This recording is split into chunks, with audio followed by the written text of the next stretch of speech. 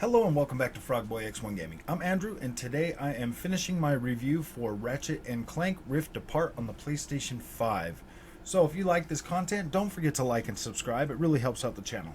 So, I did do an early impressions review part 1. This is the second part to that review. This is going to talk about the completion, the length of the story, other things that I noticed while playing through, and how my overall experience was, and if I feel like this game is if I feel like this is a game that should be experienced. So let's start out with the visuals and talk about this for a minute, because this overall visual package is an amazing PlayStation 5 showpiece. The 4K 30 looks, the ray tracing is unbelievably the best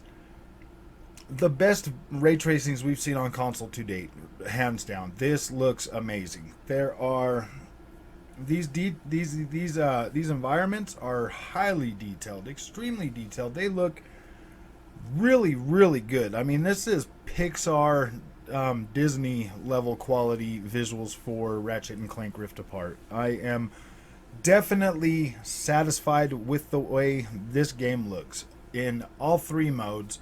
Although the ray tracing performance mode does look a lot softer, it still looks good. You are still getting a very good. You're getting plenty of choice with this package. You are getting the top of the line visual experience with high quality ray tracing in the 4K mode. The performance mode, you are getting a solid 60 frames a second the whole way through. No matter what is on the screen, it is smooth. And for the performance ray tracing mode, I did not play any major sections of the game in that, because for my taste the resolution was just a bit, I wanted the more visual pizzazz out of the game. So I did not play on that mode very much more than just to check it out. And I mean, it does look good, but it wasn't where I wanted the visuals to be for my playthrough. So I played about half of the game on the 4K 30 mode, mostly up to actually, I can't say half. I'm going to say I played up to the end of when you get to Nefarious City in the 4K ray tracing mode. Once I got to Rivet's Planet, it was 60 FPS from there forward, and I don't regret that decision whatsoever. It was an amazing experience. It looked amazing. So there's things. There are little things, that I did notice that, I mean, they're not that big of a deal because you're probably not even going to notice them, but like the vegetation, like plants and stuff, some of it, like through the story, like the little grass and stuff will react to your character when you walk through it, but like bigger plants and stuff like that, there's no reaction whatsoever to the character when you walk through them or anything. That's literally a nitpick. That's a nitpick when it comes to this. Water splashes look amazing. When you do your dodge, your phantom dash, that looks amazing. It looks freaking so good. It doesn't matter. It doesn't matter what mode you're playing it on. That looks really, really good.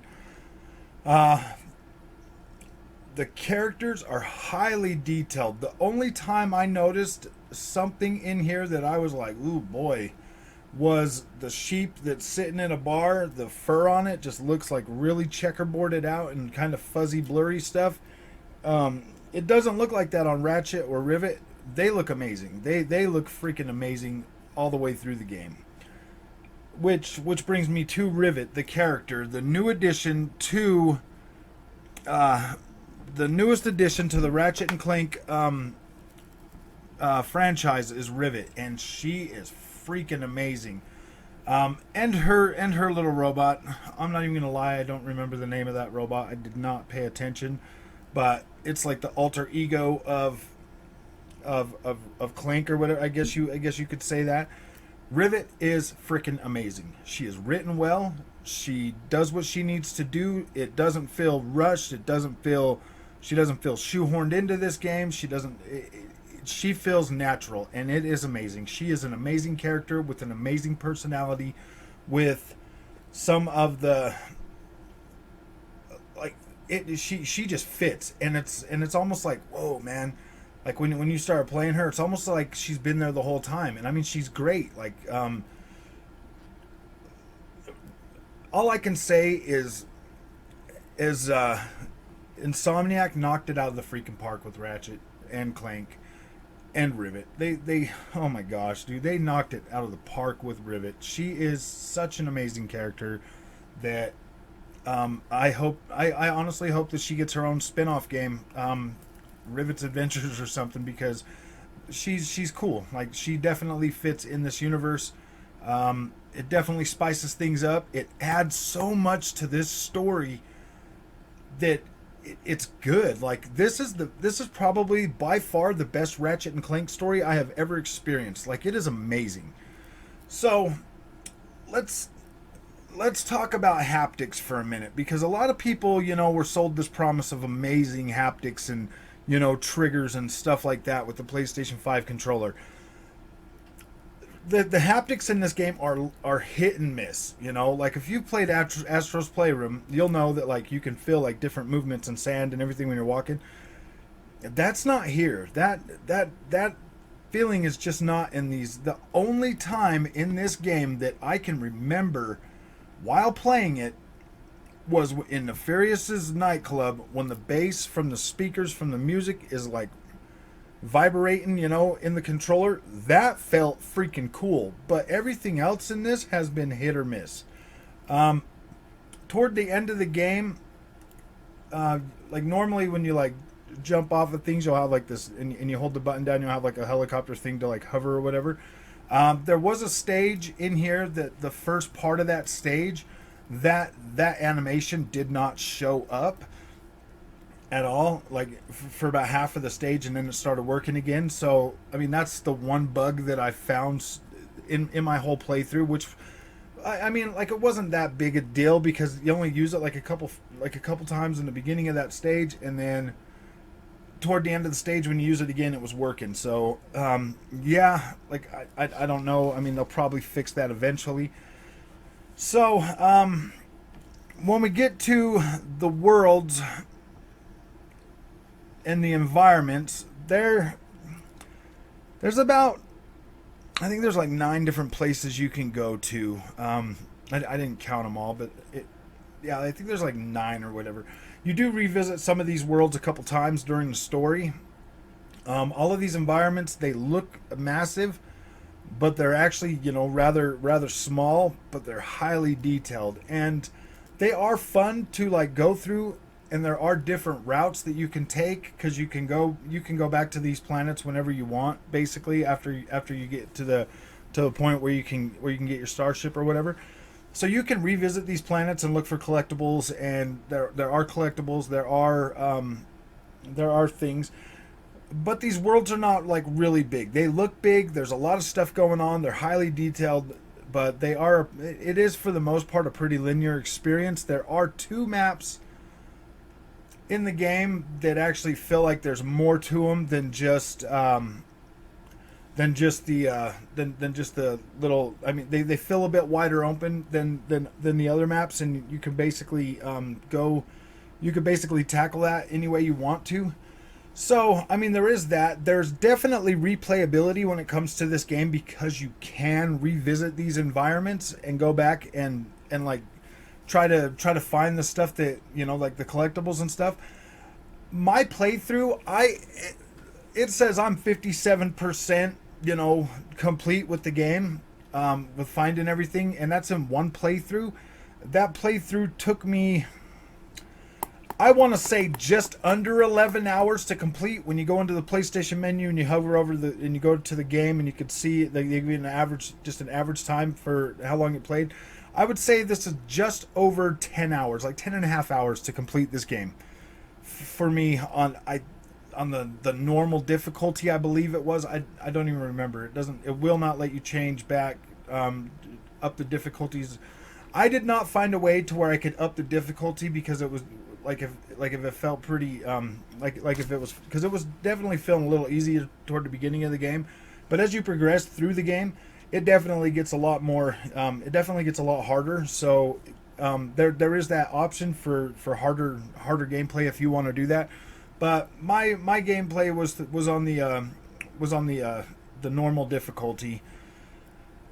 So about 10 and a half hours on the normal difficulty. I mean, that's not bad. I'm pretty sure if you crank it up to the hard difficulty, you could definitely spend some more time.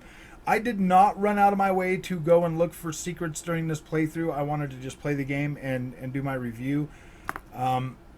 I will go back and find the rest of that stuff eventually, maybe, because I paid $85 for this game, so I want to at least get some more gameplay out of that. 10 hours for me is a bit short, like actually really short. But it kind of makes up for it with the overall. I mean, the story, the presentation. Like, if I took my family out to a Disney movie in the theaters, all four of us, that's going to be like $80 right there. I mean, our movie tickets are $40, and then food and snacks and all of that stuff. That's another $40. So I got 10 hours of gameplay out of this, whereas I would only got 2 hours of enjoyment watching something similar at the movie theater. So I would say the story and for me, the value was there. Like, it was good. I'm okay with that value. It is kind of a hard sell to sell this game to. No. See, I'm torn on this one, guys. Like, I'm really torn, because this game is a masterpiece. Like, it is good. It is really good. And the way that I normally would base my my value on games is hours played. And as long as I get 30 hours out of a Sony first-party title, then I'm usually pretty good with that, because I rarely ever go back and play them a second time. So, with this one here, hands down, if you want to see the best visuals on your PlayStation 5 to date, yes, this is that thing. If you want a good story that lasts, anywhere from 10 to 15 hours, yeah, like, the visuals and the gameplay are definitely going to give you a world-class visual experience. Gameplay is freaking fun, though, okay? There are so many different ways to play in this game, from riding on some animals on the ground to being able to fly on the animal's back. There's, oh my gosh, dude, like hover skating, man, that's pretty fast. You got wall running. Yeah, dude, there's so much. They packed this game with a bunch of mobility options that are fun. Some of these sections in this game are just really fun. I mean, it's like a lot of fast thinking, moving and stuff. Like, it's good. It definitely is going to give you an experience that you can get through, 1 to 2 sittings and feel like, whoa, that was a good experience. I really like that. I really did. The worlds are beautiful. Every one of these is created to like a curated, beautiful experience. Like, it really is. I am very, I'm satisfied with my experience that I got out of Ratchet and Clank Rift Apart. I thought that, I mean, the last story was yeah, on the last game it was all right, but this one turned out to be a way deeper experience, seen through the eyes of two characters that, it kind of, I mean, it's still, your average, Disney Pixar type story. I mean, like, that hasn't changed. But this one here was pretty good. Like I liked it. There are some sections in this game where you will play as Clank, or a little robot spider named Glitch. Those missions are pretty fun. The other one, the puzzles, the Clank puzzles they're not like super hard or anything, but you know, they definitely are fun. Like it was pretty cool to play both of those. I'm glad that they broke that up and like give you those a little bit slower moments to actually, you know, kind of think and stuff, because those are pretty good. The glitch ones are usually finding something, you know, getting like an opening a lock or something like that, or finding a secret. There's a couple of those that lead to secrets. The Clank ones, I mean, and most of these are like there's a few glitch ones that are optional, but then there's a few, I don't think any of the Clank ones are optional. I think those are all you have to do those for story purposes. I don't want to spoil the story for anybody, so that's basically all I'm going to give you with that. So my overall thoughts on Ratchet and Clank Rift Apart is this game is definitely a must-have experience, but that doesn't mean you have to go out and buy it right now today. This is definitely something that you're going to want to see on your PlayStation 5, because in my opinion, this is the only first exclusive next-gen experience that you're going to have right now. This is a next-gen experience, but this is a early life next-gen experience, okay? The loading is freaking super fast.